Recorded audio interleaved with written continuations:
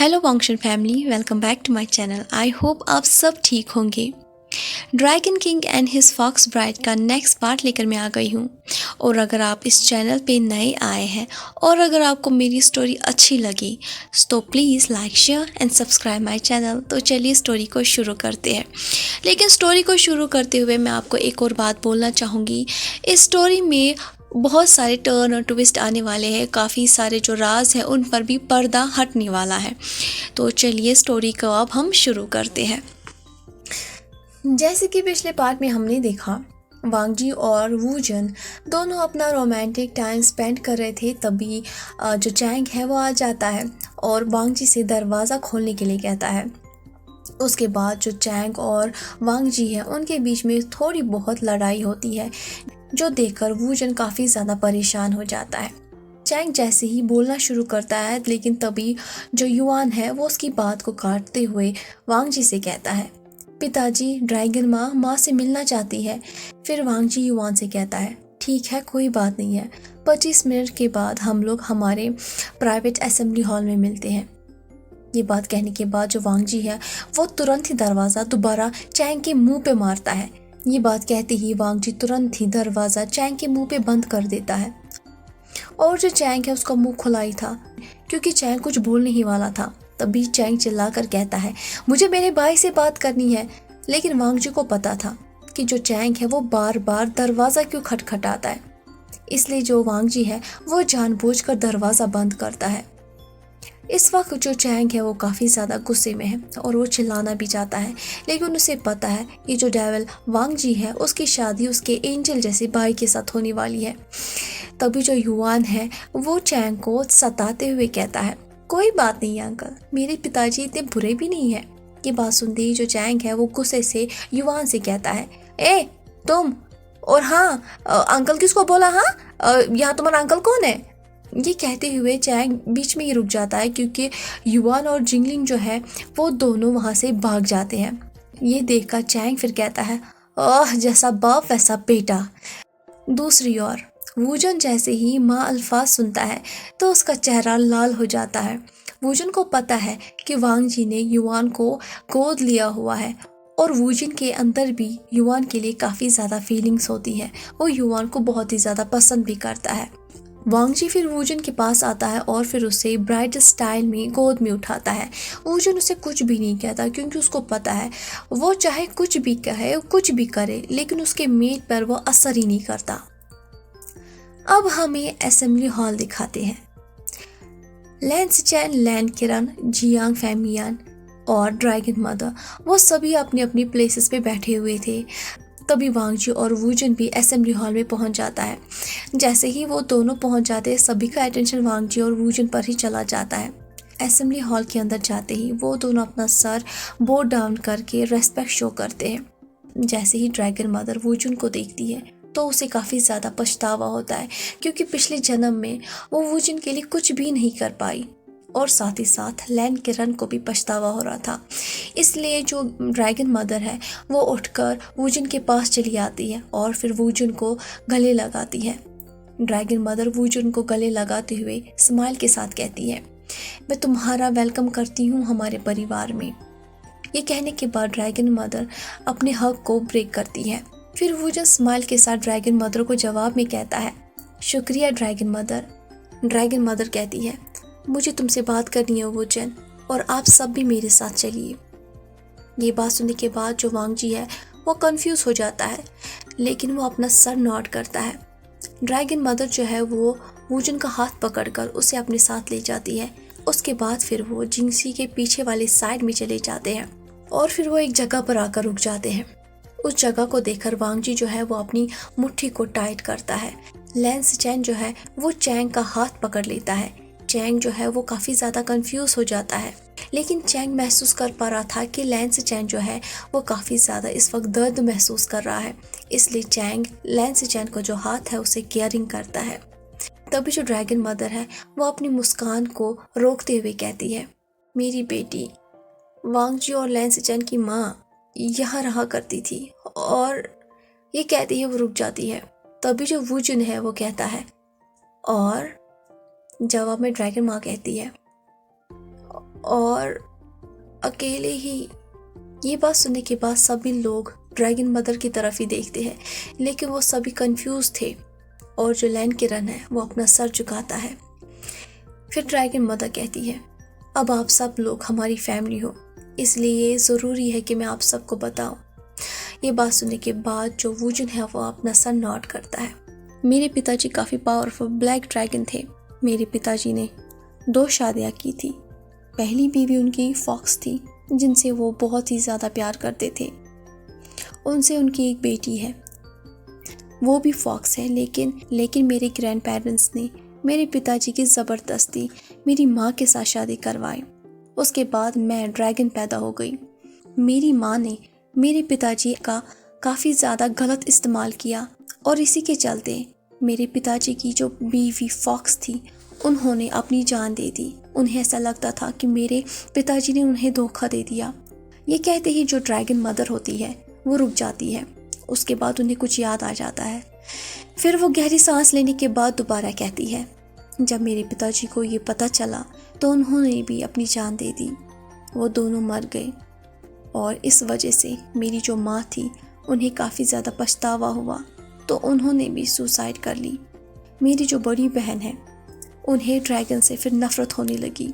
मेरी बहन मुझसे काफ़ी ज़्यादा स्ट्रांग है। उन्होंने एक अलग फॉक्स वैली बनाई और मैंने एक ड्रैगन की दुनिया। लेकिन मैं हमेशा से चाहती थी कि मेरी दुनिया सबसे ज़्यादा ताकतवर हो, और इसी के चलते मुझसे काफ़ी ज़्यादा गलतियाँ भी हुई। ये कहने के बाद जो ड्रैगन मदर है वो दोबारा गहरी सांस लेती है और फिर वापस सबको बताना शुरू कर देती है। सबसे पहले मैंने मेरी बेटी की शादी वांग जी के पिताजी के साथ ज़बरदस्ती करवाई, लेकिन वांग जी के पिताजी ने मेरी बेटी से कभी भी प्यार किया नहीं। इसलिए यहाँ इस अकेले कमरे में उसने अपनी आखिरी सांसें ली। ये कहने के बाद वांग जी की आंखों से आंसू बह जाते हैं। यही नहीं, इसके बाद मैंने एक और ज़िंदगी तबाह की, एक प्योर इनोसेंट से इंसान की ज़िंदगी। ये कहने के बाद जो ड्रैगन माँ है वो रुक जाती है। तभी अचानक से वूजन के अंदर का जो फॉक्स है यानी कि विंग, वो कहता है, और वो कोई और नहीं बल्कि मैं, विंग। ये बात सुनते ही सभी का जो अटेंशन है वो वूजन की तरफ चला जाता है।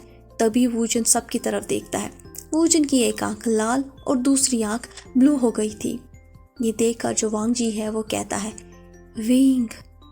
तो जवाब में विंग मोकिंग वॉइस में कहता है, हर एक चीज़ को, मेरी वैली को, मेरे परिवार को तबाह करने के बाद अब ड्रैगन मदर को पछतावा हो रहा है। तो क्या हो अगर मैं इस जिस्म को भी तबाह कर दूं ड्रैगन मदर। ये कहने के बाद विंग जोर जोर से हंसना शुरू कर देता है। तभी विंग के हाथ में तलवार आ जाती है। फिर उस तलवार को विंग गले के ऊपर रख देता है। ये देखने के बाद सभी काफ़ी ज़्यादा डर जाते हैं। मैडम यू का चेहरा भी पीला हो जाता है। वांग जी गुस्से में चिल्लाकर कहता है, विंग। और सभी का जो अटेंशन है वो वांग जी की तरफ चला जाता है। वांग जी की आंखों का कलर भी अब चेंज हो गया था, वो डार्क ब्लू हो गया था। तभी वांग जी जो है वो अपनी अल्फा आवाज़ में विंग को ऑर्डर देते हुए उससे कहता है, अपनी तलवार को नीचे रख दो, तुम्हारा अल्फा अपने ओमेगा को ये ऑर्डर दे रहा है। ये बात सुनने के बाद जो विंग है वो कुछ भी नहीं कर पाता।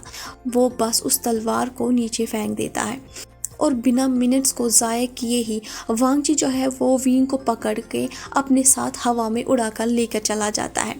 वांग जी ने विंग की जो कमर है उसे टाइटली पकड़ के रखी थी, जिससे विंग को काफ़ी ज़्यादा दर्द होता है और वो चिल्लाता है। विंग जो है वो चिल्लाकर वांग जी से कहता है, अल्फा।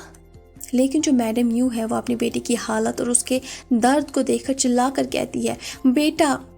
तभी जो जियांग फैमियान है वो अपनी वाइफ से कहता है, कोई बात नहीं हनी, हमारा बेटा इस वक्त किंग के साथ है, इसका मतलब है कि वो सेफ है।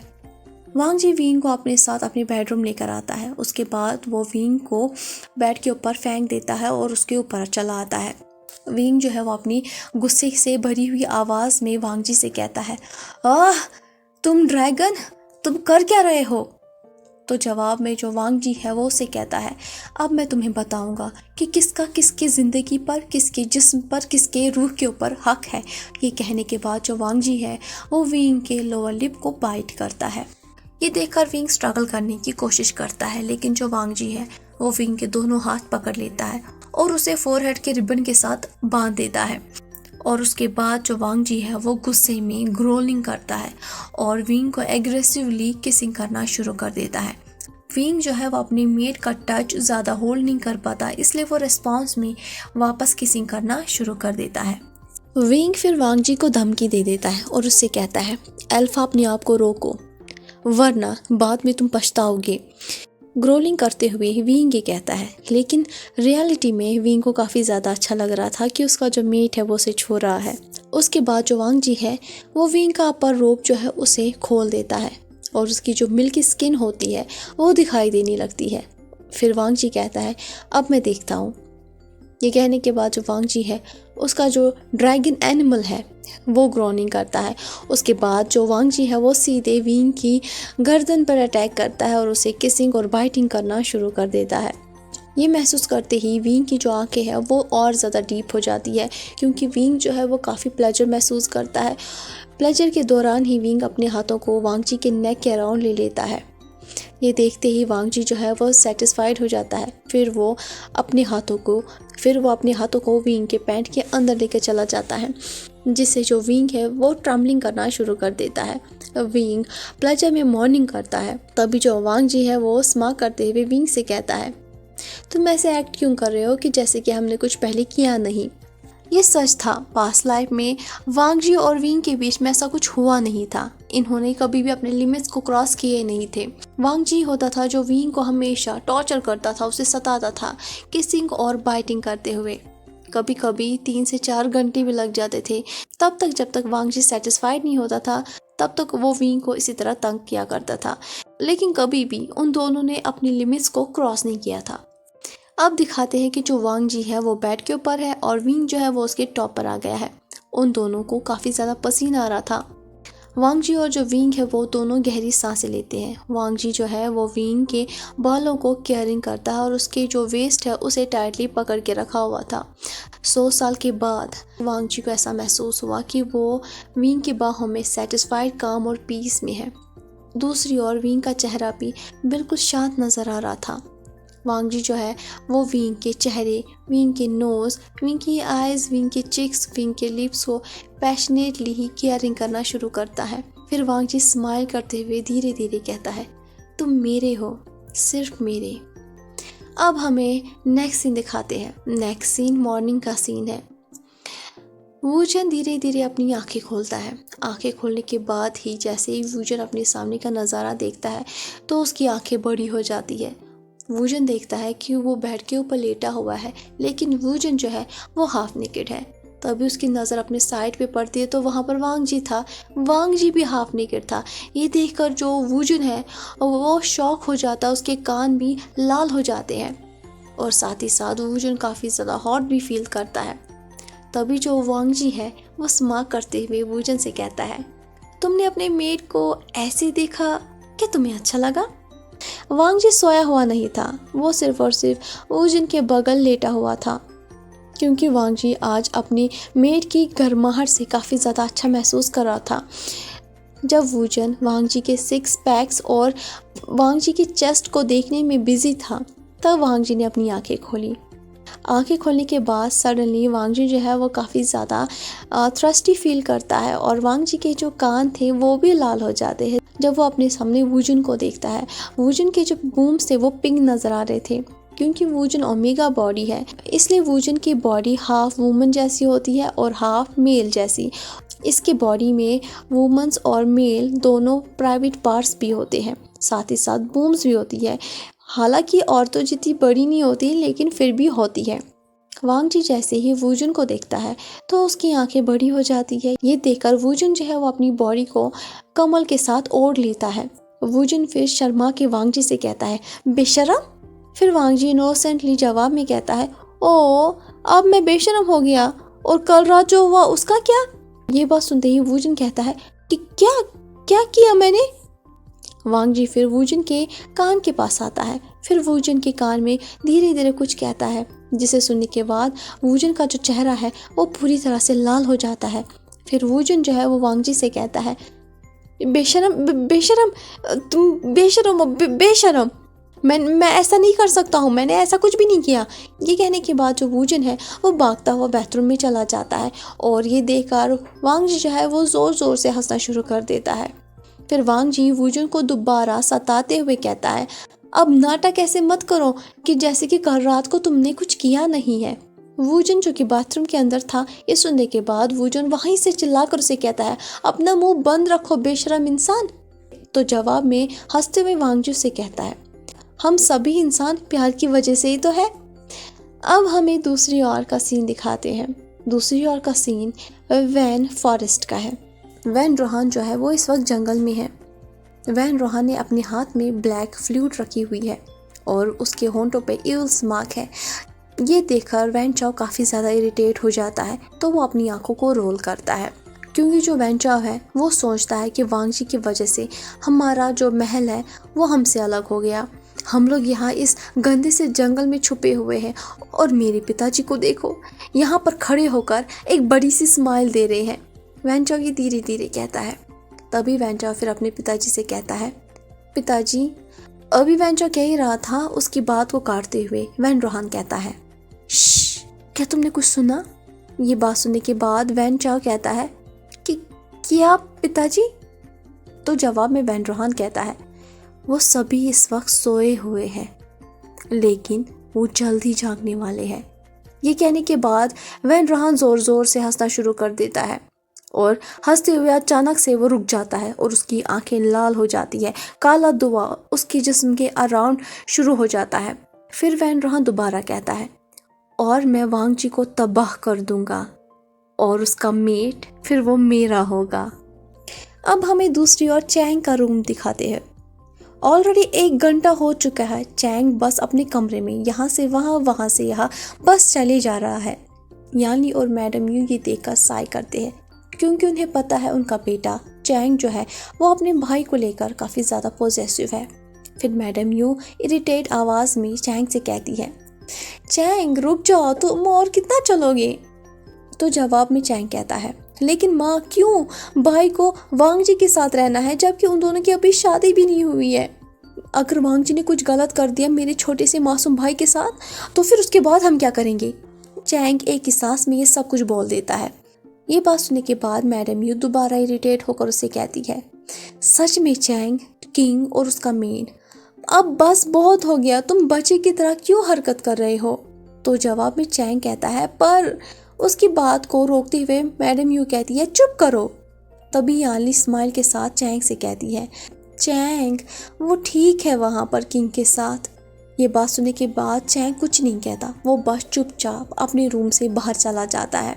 ये देखकर याली कहती है, चैंग तुम अभी? याली कह ही रही थी, मैडम यू उसको रोक कर कहती है, कोई बात नहीं याली, इसको जाने दो, बाहर जाकर वो काफ़ी बेटर फील करेगा। याली जवाब में कहती है, ठीक है माँ। अब हमें जिंगशे दिखाते हैं। वूजन जो है वो इस वक्त बैथ टब के अंदर बैठा हुआ है। कल रात के बारे में ही वो सोच रहा है। फिर वूजन धीरे धीरे कहता है, क्या ये जो कह रहा है वो सच है? उसके बाद वूजन शर्मा जाता है और फिर कहता है, ओ मून गॉडेस, ये कितना एम्बैरेसिंग है। फिर गहरी सांस लेने के बाद वूजन बाथरूम से बाहर आता है। उसके लंबे बाल गीले थे। ये देखकर फिर वांग जी कहता है, ओ अब तुम मुझे सड्यूस करोगे मेरे मेड? ये बात सुनने के बाद वूजन की आंखें सीधे वांग जी की तरफ चली जाती है। वांग जी की आंखें जो है वो ऑलरेडी डार्क हो गई थी और वांग जी उस वक्त भूखे जानवर की तरह वूजन की तरफ ही देख रहा था और वूजन जो है वो उस वक्त उसका खाना नजर आ रहा था। ये देखकर वूजन बोल्ड अंदाज में ही कहता है, लेकिन अंदर ही अंदर वूजन जो है ना उसके रोंगटे भी खड़े हो गए थे। वूजन अपने गले को साफ करते हुए उसे कहता है, तो तुम यहाँ क्या कर रहे हो? क्योंकि वांग जी जो है वो उस वक्त वूजन की तरफ ही बढ़ रहा था। फिर वांग जी उसे कहता है, ये मेरा कमरा है मेड, और तुम भी मेरे हो। ये कहने के बाद वांग जी वूजन को अपनी तरफ पुल कर लेता है और फिर उसकी जो सेंट है उससे फील करता है। उसके बाद जो वांग जी है वो वूजन के नेक को किसिंग करना शुरू कर देता है। वूजन जो है वो मॉर्निंग करता है और मॉर्निंग करते हुए जो वांग जी है वो उसे टाइटली हग करता है। वूजन की आंखें जो है वो ब्लू हो जाती है। फिर वो दोबारा वूजन मॉर्निंग करता है। फिर जो वांग जी है वो धीरे धीरे वूजन से कहता है, मुझे तुम चाहिए किसी भी कीमत में। ये बात सुनने के बाद जो वूजिन है वो मॉर्निंग करते हुए लैनजन का नाम लेता है। ये सुनते ही वांगजी जो है वो वूजिन को बेड की तरफ लेकर चला जाता है और उसके ऊपर आ जाता है। फिर वो उसका जो मुंह है उसे एक्सप्लोर कर देता है। तकरीबन 4 मिनट के बाद जो वांगजी है वो अपनी किस को ब्रेक कर देता है। फिर वांगजी अपनी पैशनेट वॉइस में उसे कहता है कि मैं तुमसे बहुत ज़्यादा प्यार करता हूँ। वूजिन जो है वो भी अपने प्यार का इजहार कर देता है और उसे कहता है कि हाँ, मैं भी तुमसे बहुत ही ज़्यादा प्यार करता हूँ। उसके बाद जो वांगजी है वो वूजिन से कहता है अब मैं अपनी शादी को लेकर और ज़्यादा इंतज़ार नहीं कर सकता हूँ। तो जवाब में वूजिन उसे कहता है नहीं, अभी कुछ टाइम बाकी है। ये बात सुनने के बाद जो वांगजी है वो हूँ में जवाब देता है। फिर वूजिन वांगजी के सर को केयरिंग करता है और उसे किस करता है, लेकिन वो किस डीप हो जाती है। फिर उसके बाद वांगजी जो है वो वूजिन से कहता है मैं अब जा रहा हूँ। तो जवाब में वांगजी उससे कहता है ठीक है, मैं तुम्हारा इंतज़ार करूँगा। ये बात सुनने के बाद फिर वांगजी से कहता है मैं सच में जा रहा हूँ। तो वूजिन जवाब में कहता है हाँ हाँ, मुझे पता है। अब हमें फॉक्स वैली दिखाते हैं। फॉक्स मदर जो कि लोटस पोर्शन के पास बैठी हुई थी। सॉन्गलैंड जो है वो कुछ काम कर रहा था। तभी अचानक से फॉक्स मदर जो है वो अपनी आंखें खोलती है। उसकी आंखें उस वक्त ग्रीन हो गई थी। ये देखने के बाद सॉन्गलैंड जो है वो शॉक हो जाता है। फॉक्स मदर फिर बाहर की तरफ जाना शुरू कर देती है। सॉन्गलैंग और जो बाकी के फॉक्स होते हैं वो भी फॉक्स मदर को फॉलो करते हैं। चलते हुए जो फॉक्स मदर है वो एक बड़े से पेड़ के पास चली आती है और उस पेड़ के पास जहाँ पर एक औरत जिसने वाइट कलर के कपड़े पहने हुए थे वो खड़ी थी। ये देखकर सभी समझ जाते हैं कि ये है कौन। सॉन्गलैंड फिर धीरे धीरे कहता है ड्रैगन मदर। उसे देखने के बाद जो फॉक्स मदर होती है वो ड्रैगन मदर से कहती है वापस जाओ। तभी ड्रैगन मदर कहती है पर अभी वो बोल ही रही थी। फॉक्स मदर उसकी बात को काटते हुए कहती है कोई बात नहीं है, मैं ठीक हूँ, लेकिन अब तुम जा सकती हो। उसके बाद जो फॉक्स मदर है वो ड्रैगन मदर के थोड़ा नज़दीक आती है। फिर ड्रैगन मदर फॉक्स मदर से कहती है सूरन, तुमसे मिलकर मुझे काफ़ी अच्छा लगा। ड्रैगन मदर स्माइल के साथ कहती है। लेकिन जो फॉक्स मदर है वो मोकिंग वॉइस में उसे जवाब में कहती है काश मुझे भी ऐसा लगता, लेकिन क्या करूं, मुझे ऐसा बिल्कुल भी नहीं लगा। लैनी, तुम यहाँ पर क्यों आई हो लैनी? ड्रैगन मदर फिर स्माइल के साथ जवाब में कहती है अपनी बड़ी बहन को देखने के लिए। फॉक्स मदर फिर गुस्से में जवाब देती है और कहती है मैं तुम्हारी बहन नहीं हूँ। फिर फॉक्स मदर चकल करती है और उसे दोबारा कहती है लेकिन ये तो सच है ना? हाँ, जाने दो। तभी ड्रैगन मदर जवाब में स्माइल के साथ फॉक्स मदर को कहती है हमारा पोता, उसकी शादी होने वाली है। ये बात सुनने के बाद जो फॉक्स मदर है वो कहती है अच्छा, तुम्हें क्या लगा मैं उसकी शादी होने दूंगी? ड्रैगन मदर फिर सीक्रेटली फॉक्स मदर से कहती है अगर तुम नहीं चाहती हो कि ये शादी हो तो तुम्हें वांगजी को नहीं बताना होगा कि विंग इस वक्त कहाँ पर है। ये बात सुनने के बाद वो दोनों एक दूसरे की तरफ ही देखते हैं। फिर फॉक्स मदर ड्रैगन मदर से कहती है हाँ, सच में काफ़ी ज़्यादा अंतर है तुम में और मुझ में। तुम्हारा जो घमंड है वो मेरे प्यार जितना बड़ा नहीं है। ये कहने के बाद फॉक्स मदर जाने ही वाली होती है। तभी वो रुक जाती है। फिर वो अपनी सीरियस आवाज़ में कहती है पुरानी गलती दोबारा मत दोहराना, वरना इस बार मैं किसी को भी नहीं छोड़ूंगी। ये कहने के बाद फॉक्स मदर वहाँ से गायब हो जाती है।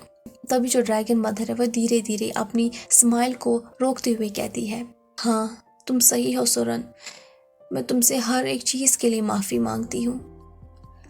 अब हमें गुस्सो किंगडम दिखाते हैं। चैंग जो है वो गुस्से में कहता है सब कुछ इरिटेटिंग है। ये कहते हुए चैंग वाटरफॉल के पास पहुंच जाता है जो कि हानसी के नज़दीक होता है। हानसी यानी कि लैंस चैन का घर। आई होप मैंने ठीक से नाम बोला हो। फिर चैंग एनोइंग होकर कहता है हर कोई वांगजी की ही साइड लेता है, कोई भी मेरी बात समझने की कोशिश नहीं करता। सब लोगों ने मेरे भाई को उस पागल आदमी के पास छोड़ दिया। अभी चैंग बोल ही रहा था तभी पीछे से लैंस चैन की आवाज़ आती है। तो लैंस चैन कहता है मैं तुम्हें समझ सकता हूँ। अचानक से आवाज़ सुनकर चैंग शॉक हो जाता है तो वो गिरने ही वाला था, लेकिन लैंस चैन उसे पकड़ लेता है और कुछ देर तक वो बस एक दूसरे की आंखों में ही देखते हैं। कुछ देर के बाद जो चैंग है वो अपनी सेंस में आ जाता है। फिर वो लैन से चैन से थोड़ा दूर हो जाता है, लेकिन चैन के कान लाल हो गए थे। ये नोटिस करके लैन से चैन जो है वो हंसना शुरू कर देता है। फिर वो चैंग का हाथ पकड़कर सॉफ्टली कहता है, मैं तुम्हारी टेंशन को समझ सकता हूँ क्योंकि मैं भी एक बड़ा भाई हूँ, मुझ पे भरोसा रखो। वो आसियान से काफ़ी ज़्यादा प्यार करता है, वो हमेशा उसका ख्याल रखेगा। लैन से चैन ये बड़े सॉफ्ट वॉइस में कहता है। लैन से चैन की बात सुनने के बाद जो चैंग होता है उसकी टेंशन अचानक से ही गायब हो जाती है और उसके बाद फिर वो स्माइल करके अपना सर हाँ में नोट करता है। अब हम एक गेस्ट कॉटेज दिखाते हैं। दूसरी ओर यानली जो होती है वो काफ़ी ज़्यादा परेशान हो जाती है क्योंकि 1 घंटा हो चुका था चैंग को गए हुए, लेकिन अभी तक वो वापस नहीं आता। तो यानली जो है वो लैन से चैन के घर की तरफ ही जा रही होती है। जब यानली चल रही होती है, चलते हुए यानली चैंग का नाम बार बार चिल्ला कर बुलाती है ताकि चैंग सुन ले। तभी अचानक से यानली जो है वो किसी से टकरा जाती है और वो शख्स ज़मीन पर गिर जाता है। फिर यानली उससे कहती है, ओ मुझे माफ़ कर दो। तो वो शख्स कोई और नहीं बल्कि वैनचिन होती है। तो वैनचिन संभाल करके उसे कहती है, कोई बात नहीं है, मेरा ही ध्यान कहीं और था। ये बात सुनने के बाद यानली स्माइल के साथ उसे कहती है, हेलो वैनचिन, मुझे माफ़ करना इसके लिए। तो जो वैनचिन है वो स्माइल के साथ यानली से कहती है, अरे कोई बात नहीं है प्रिंसेस यानली। तो यानली जवाब में उसे कहती है, सिर्फ यानली। ये बात सुनकर वैनचिन कन्फ्यूज़ होकर उसे कहती है, क्या? तो जो यानली होती है वो उसे कहती है, मुझे बस यानली कहो, और हाँ तुम बहुत ज़्यादा खूबसूरत हो। ये बात सुनने के बाद वैनचिन का जो चेहरा है वो लाल हो जाता है। फिर वैनचिन शर्मा के यानली से कहती है, शुक्रिया यानली। वैनचिन का शाय फेस देखकर यानली ज़ोर से हंसती है और उसके बाद फिर वो दोनों बातें करना शुरू कर देते हैं। दूसरी ओर माउंटेन पर जिंग ये युवान प्रैक्टिस कर रही होती है आर्च की। युवान जो है वो जिंगलिंग को कुछ लेसन्स देता है, लेकिन मोस्ट टाइम में वो दोनों बस एक दूसरे से सिर्फ शर्माते हैं और कभी कभी वो दोनों एक दूसरे की आंखों में भी खो जाते हैं। ये देखा जो जिंगी है वो काफ़ी ज़्यादा परेशान हो जाता है, तो वो बस उन दोनों की तरफ ही देख रहा होता है। फिर अचानक से जिंगे की नज़र माउंटेन के नीचे वाले हिस्से की तरफ चली जाती है जहाँ पर लैन से चैन और चैंग होता है। दूसरी ओर यानली और वैनचिन होती है। ये देखकर जो जिंगी है वो अपनी आंखों को रोल कर देता है। फिर वो सोचता है, इन दिनों क्या हो गया है गुस्सू के हवा को, जहाँ पर भी देखो सब जगह पर सिर्फ लवर्स ही नज़र आ रहे हैं। जिंगे ये धीरे धीरे कहता है। फिर जिंगे अपने आप से कहता है, मैं और मेरी सिंगल लाइफ। उसके बाद जिंगे की नज़र जिंगलिंग और युआन पे जाती है, जो कि अब ज़्यादा ही शर्मा रहे थे क्योंकि गलती से उन दोनों ने एक दूसरे को छुआ था। ये देखकर जिंगे और ज़्यादा परेशान हो जाता है। फिर वो अपनी आंखों को रोल कर देता है। दूसरी ओर लैन असेंबली को दिखाते हैं। जब वांग जी असेंबली के अंदर चला जाता है तो वो देखता है कि सभी एल्डर्स काफ़ी ज़्यादा टेंशन में हैं, तो वो समझ जाता है कि कुछ बुरा हो गया है। तो वांग जी फिर सीधे जाके अपने सिंहासन पे बैठता है और सभी एल्डर्स अपनी ड्रैगन गॉड के सामने रेस्पेक्ट में अपना सर झुकाते हैं। फिर वांग जी अपनी सिंपल आवाज़ में कहता है, क्या हो गया? लेकिन वांग जी की जो डीप आवाज़ होती है उससे सभी डर जाते हैं और तभी अचानक से लैन किरण अपनी जगह से उठता है। फिर वो कहता है, कुछ बुरा होने वाला है। ये कहने के बाद लैन किरण जो है वो रुक जाता है। फिर कुछ सेकंड्स लेने के बाद फिर वो दोबारा कहता है, कुछ बहुत ही बुरा। फॉक्स गॉड की फ्लूट चैनिंग उसे किसी ने चोरी कर दिया। ये बात सुनने के बाद वांग जी अपनी मुट्ठी को टाइट करता है और गहरी सांस लेता है ताकि वांग जी अपने गुस्से को कंट्रोल कर सके। फिर वांग जी चिल्लाकर उनसे कहता है, कैसे? जो सुनकर सभी के सभी वहाँ पर डर जाते हैं। उनमें से एक एल्डर फिर वांग जी से कहता है, ड्रैगन गॉड, सालों पहले हम लोगों ने उस फ्लूट को फॉक्स गॉड के टेंपल में छुपा दी थी, ये सोचकर कि वो फ्लूट वहाँ पर सेफ रहेगी, लेकिन पता नहीं कैसे उन्हें ये जगह मिल गई और उन्होंने उस बांसुरी को चोरी कर लिया, जो कि इम्पॉसिबल है। फिर सभी एल्डर्स अपना सर झुका के वांग जी से कहते हैं, हमें माफ़ करिएगा ड्रैगन गॉड, हम फेल हो गए। ये बात सुनने के बाद वांग जी गहरी सांस लेता है। फिर वांग जी उनसे कहता है, आप सबको पता है ना उसका कैसे गलत इस्तेमाल किया जा सकता है? आप लोगों को तो याद ही होगा, कई साल पहले ऐसा ही हुआ था। फिर वांग जी अपने मन में ही सोचता है, और वो कोई और नहीं बल्कि मैं ही था। तभी अचानक से ड्रैगन मदर लैनी वहाँ आकर कहती है, विंग ही एक ऐसा शख्स है जो उस बांसुरी को वापस ला सकता है।